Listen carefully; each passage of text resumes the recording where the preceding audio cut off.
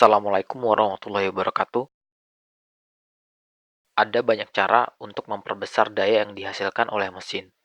Salah satunya adalah dengan memperbesar kapasitas mesin.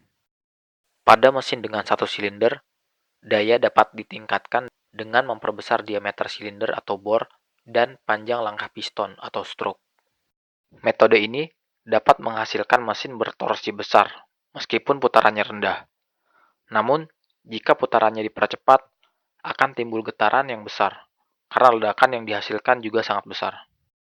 Mesin dengan bor dan stroke yang besar biasanya digunakan untuk keperluan industri, di mana mesin hanya berputar pada RPM yang tetap dan rendah.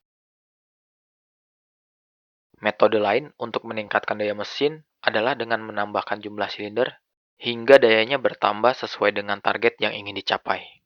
Karena langkah pistonnya tetap pendek, metode ini dapat menghasilkan mesin yang mampu berputar hingga putaran tinggi dan menghasilkan tenaga puncak yang lebih besar, sangat sesuai untuk keperluan transportasi. Dan mesin multisilinder yang paling populer adalah mesin 4 silinder segaris. Mesin ini banyak digunakan karena konstruksinya yang sederhana. Mesin ini hanya menggunakan 2 atau 1 noken as, sehingga komponen yang digunakan jauh lebih sedikit dibandingkan konfigurasi mesin yang lain.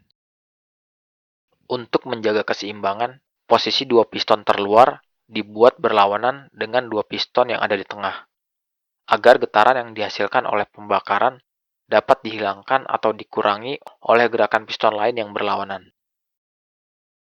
Mesin 4 tak pada dasarnya membutuhkan dua putaran atau 720 derajat kruk as untuk menyelesaikan satu siklus.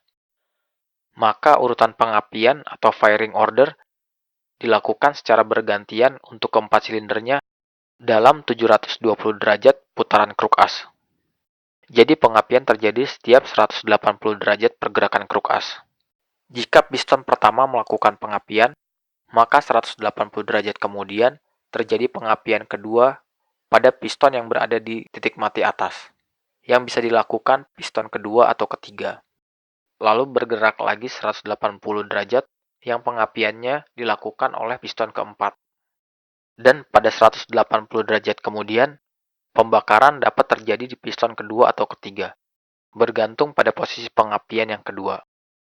Jadi firing order mesin 4 silinder segaris yang memungkinkan adalah 1, 2, 4, 3, atau 1, 3, 4, 2. Gerakan noken as juga disesuaikan dengan firing order pada masing-masing silinder, agar proses hisap dan buangnya juga sesuai.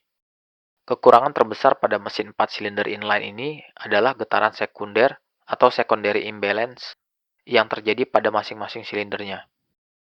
Secondary imbalance atau getaran sekunder ini terjadi karena perbedaan kecepatan pergerakan piston pada setiap 90 derajat pada masing-masing langkah kruk as. Hal ini dapat diatasi dengan menambahkan daun kruk as sebagai counterweight mesh atau massa penyeimbang yang dapat mengurangi getaran sekunder. Getaran ini membatasi kapasitas mesin 4 silinder, sehingga umumnya mesin dengan 4 silinder hanya digunakan untuk mesin berkapasitas di bawah 2000 cc. Karena semakin besar kapasitas mesinnya, semakin besar pula daun kruk as yang perlu ditambahkan.